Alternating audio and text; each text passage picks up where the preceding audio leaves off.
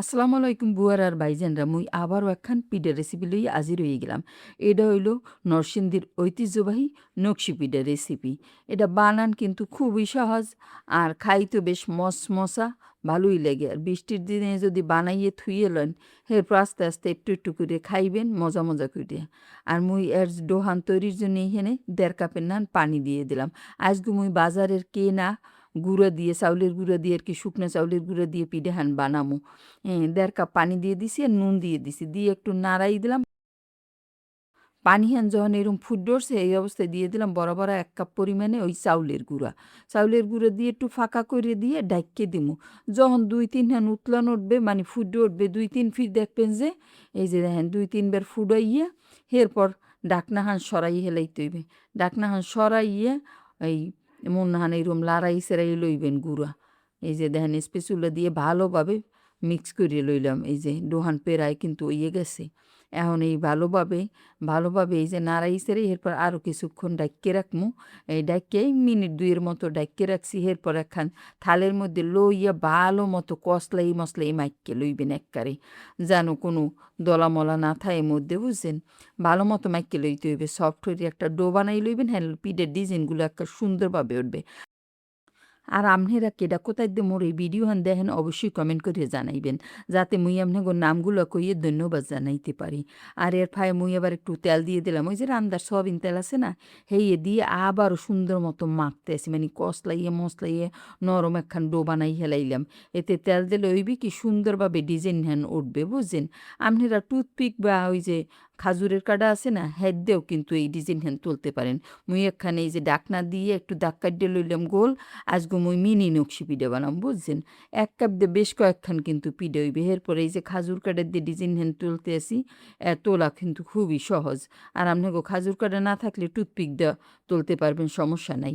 এরপরে এই যে সব পিঠে গুণ যাতে এক সাইজের হয়, সেই পিঠে এই যে কাটার দিয়ে কাটিয়ে লইলাম। আপনারা এই খাজুর কাঠের দিয়েও কাটতে পারেন চাইলে। এরপর সাইডখান সরাই দিয়ে এরপর আর একখান ডিজাইনের পাশ দিয়ে করতে হইবে। এর জন্য এই কাটার নিয়ে নিছি। এই কাটারটা আপনারা ওই যে কন্ডেন্স মিল্কের বাডা আছে না, হ্যাঁ দিয়েও কাটিয়ে লইতে পারবেন। এরপরে এইরকম কাটিয়ে লইবেন, একবারে সহজ বিষয়। এটা কিন্তু ঈদের সময় বানাইও মানুষ সংরক্ষণ করে রাখে। আর এই পিঠাহান কিন্তু 1 মাসেরও বেশি সংরক্ষণ করে রাখা যায়, বুঝছেন? এই যে একখান পিঠে হয়ে গেছে, এইরকম সব পিঠেগুলোই বানাইয়ে লমু। এই যে সবগুলো পিঠে মোর বানানো হয়ে গেছে, দেখেন 1 কাপ দিয়ে কিন্তু বেশ কয়েকখান পিঠে হয়েছে মোর, বুঝছেন? এরপর চুলে একখান পাইলে বই দিয়ে তেল দিয়ে দিলাম। আর এই পিঠেগুলো কইলো 2 ফির ভাজা লাগে, বুঝছেন? আপনারা যারা সংরক্ষণ করে রাখতে চান, হ্যাঁ এই যে 1 ফির ভাইজিয়া এরপর রাখিয়ে দেবেন ডিব্বা ভরিয়া। যখন মন চাইবে তখন শিরাই দিয়ে খাইবেন, বুঝছেন? এই যে দেখেন উল্টাইয়ে পাল্টাইয়ে চুলার হিটটা একবারে মিডিয়াম লোয়ের মাঝামাঝি দিয়ে পিঠেহান এই যে হালকা যখন কালার চললে আইবে তখন উড়েই হেলাম। এরপর ঠান্ডা হরিয়া আবার 1 ফির ভাজা লাগবে শিরে দেওয়ার আগে। এই যে 1 ভাজা হইয়ে গেছে, এখন এর ফাহে মুই ওই শিরেহান বানাইয়ে লমু, বুঝছেন?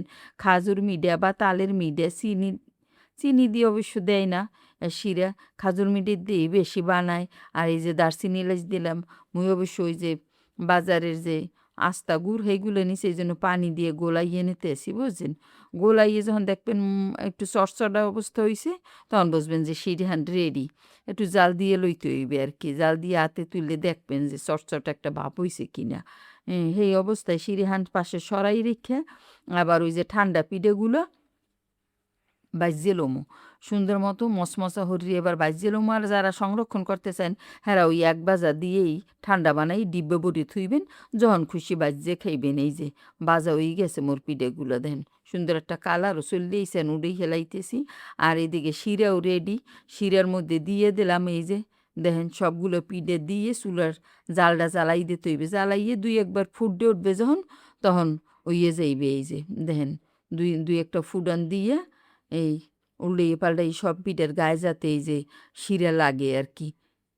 ভালো মতো উল্টাই পাল্টাই এরকম শিরা লাগাই লইবেন। এরপর আস্তে করে উড়াইয়ে ঠান্ডা হইলে খাইবেন, দেখবেন যে হ্যাঁ কত মজা লাগে। বানাইতে এমনি সহজ, খাইতেও এমনি মজা। আর কুরমুরা পিঠেটাই বাইঙ্গে একটু দেখাই দিলাম, দেখেন কতটা মসমসা হয়েছে। আশা করি আপনারা বাসায় বানাইয়ে মোরে কমেন্ট করে জানাইবেন। আর সবাই অনেক বেশি ভালো থাকি। মুই আপনাকে বই আজকে মতো বিদায় লইলাম। আসসালামু আলাইকুম।